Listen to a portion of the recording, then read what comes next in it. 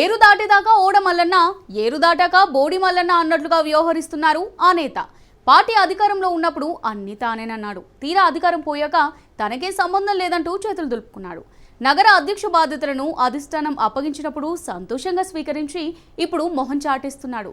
ఒకప్పుడు ప్రజలకు కష్టం వస్తే నేనున్నా వస్తానన్నాడు. అభివృద్ధి కార్యక్రమాలపై హామీల మీద హామీలు గుప్పించాడు. కానీ ఇప్పుడేమో జనాలకు దూరమయ్యాడు. ఇంతకీ ఎవరా నేత, ఏంటా చిల్లా?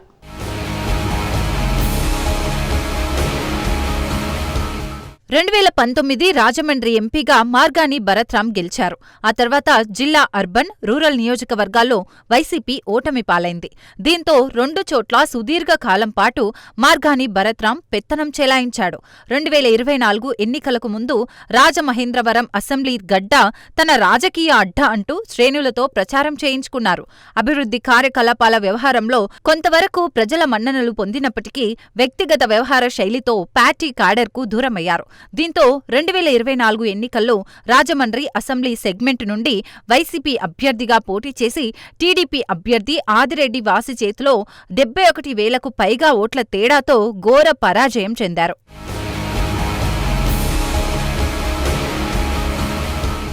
ఎన్నికలకు కొద్ది నెలల ముందు టీడీపీ నుంచి కొంతమందిని బలవంతంగా తన గూటికి చేర్చుకున్నప్పటికీ వారంతా మనస్ఫూర్తిగా అతని విజయం కోసం కృషి చేసిన దాఖలాలు లేవు.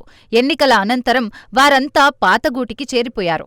ముఖ్యంగా ఏపీ పేపర్ మిల్ వ్యవహారంలో వివాదాస్పద కార్మిక నేతగా పేరు గడించిన ప్రవీణ్ చౌదరిని వెనకేసుకు రావడం మొదలుకొని అనేక అంశాలు మార్గాని భరత్రాం ఓటమికి కారణమయ్యాయి. నగర అధ్యక్ష హోదాను కట్టబెట్టి నేటికి సుమారు 6 ఏళ్లు గడుస్తున్నా ఇంతవరకు పూర్తి స్థాయిలో నగర కమిటీ గాని, అనుబంధ సంఘాల కమిటీలను గాని నియమించిన దాఖలాలు లేవు. అటు నగర అభివృద్ధికి పాటుపడ్డ పరిస్థితి కూడా లేదు. కనీసం అభివృద్ధి కోసం నిధులు తీసుకొచ్చేందుకు కూడా కృషి చేయలేదన్న ఆరోపణలున్నాయి.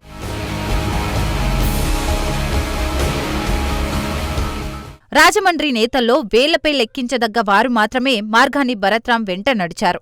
మిగిలిన నేతలెవ్వరూ మార్గాని భరత్ కార్యాలయానికి హాజరవుతున్న పరిస్థితి గాని, చేస్తున్న కార్యక్రమాలకు హాజరవుతున్న వైనం గాని లేదని ఘంటాపదంగా చెప్పవచ్చు. అయితే ఇందుకు ఎన్నికల సమయంలో క్యాడర్ నుంచి ఖర్చు చేయించిన మొత్తం డబ్బులను మార్గాని భరత్ తిరిగి చెల్లించకపోవడమే ప్రధాన కారణంగా ప్రచారం జరుగుతుంది. మరోవైపు కేవలం స్థానికంగా జరిగే ఫంక్షన్లకు, కమర్షియల్ ఓపెనింగ్స్ కు మాత్రమే భరత్ పరిమితమైన పరిస్థితి కనిపిస్తోంది.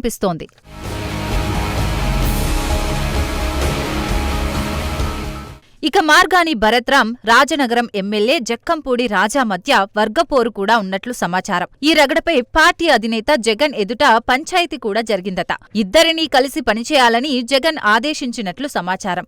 కానీ క్షేత్రస్థాయిలో మాత్రం ఆ వర్గాలు ఏకం కాలేదు, పగలు చల్లారలేదు. ఒకానొక సమయంలో ఇద్దరినీ కలిసి ఒకే వేదికపై మీడియాతో మాట్లాడించేందుకు అప్పటి Rajahmundry parliamentary party YCP incharge Koyya Moshen Raju చేసిన ప్రయత్నాలు కూడా ఫలించలేదు. దీంతో వైసీపీ పార్టీలో భరత్, రాజాల వైఖరి తీవ్ర చర్చగా జరిగింది.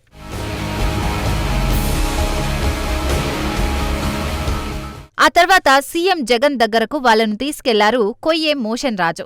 ఆ సమయంలో వారిద్దరిపై జగన్ ఆగ్రహం వ్యక్తం చేసినట్లు పార్టీలో చర్చ జరిగింది. ఎవరైనా తప్పు చేసినట్లు తేలితే సమయం వచ్చినప్పుడు చర్యలు తీసుకుంటామని, పార్టీకి నష్టం రాకుండా వ్యవహరించాలని వార్నింగ్ ఇచ్చారట. ఆ భేటీ తర్వాత ఎంపీ భరత్ మీడియాతో మాట్లాడింది లేదు. సీఎం దగ్గర సమస్య పరిష్కారం అయిందా లేదా అని ఎమ్మెల్యే రాజా సైతం నోరు మెదపలేదు.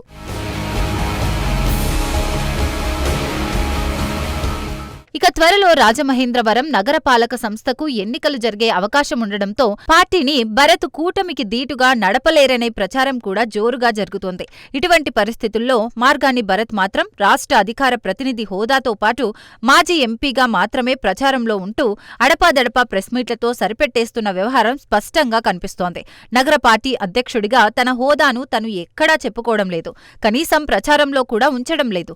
ఒకవేళ ఆయనకు ఆ బాధ్యతల నిర్వహణ ఆయనకు ఇష్టం లేనట్టే అయితే అధిష్టానం మరొకరికైనా ఆ బాధ్యతలను అప్పగిస్తే పార్టీ క్యాడర్కు ఒకంత ఊతమిచ్చినట్లు అవుతుందని ఆ పార్టీ క్యాడరే చెప్తున్న పరిస్థితి నెలకొంది.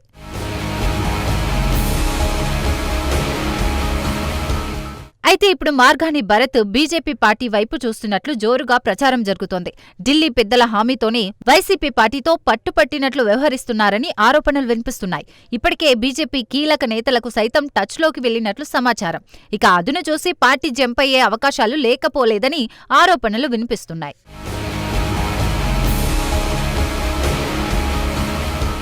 రాష్ట్ర పార్టీ ఆదేశాలు బేఖారతు చేస్తున్న భరత్ ఇటీవల జిల్లాలో చలో తుని కార్యక్రమానికి సైతం ముఖం చాటేశాడు. బీజేపీ పార్టీ వైపు భరత్ కర్చీఫ్ వేశాడని గుసగుసలు కూడా వినిపిస్తున్నాయి. ఇదే నిజమైతే చుక్కానీ లేని నావలా ఉంటుంది రాజమండ్రి అర్బన్ వైసీపీ పరిస్థితి.